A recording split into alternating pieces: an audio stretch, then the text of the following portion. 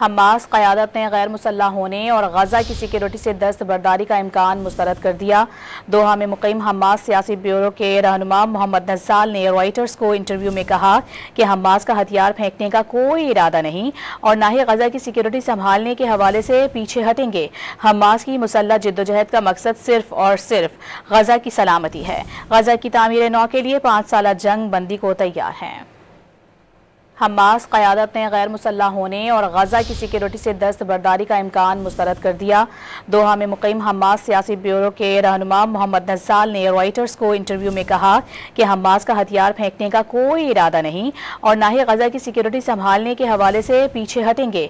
Hamas की मुसल्लह जिद्दोजहद का मकसद सिर्फ और सिर्फ गजा की सलामती है। गजा की तामीर नौ के लिए 5 साल जंग बंदी को तैयार है। हमास क़यादत ने गैर मुसल्लह होने और गजा की सिक्योरिटी से दस्तबरदारी का इम्कान मुस्तरद कर दिया।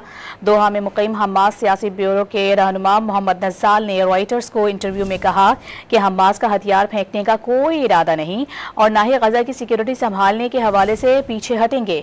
हमास की मुसल्लह जिद्दोजहद का मकसद सिर्फ और सिर्फ गजा की सलामती है। गजा की तामीर नौ के लिए 5 साल जंग बंदी को तैयार है।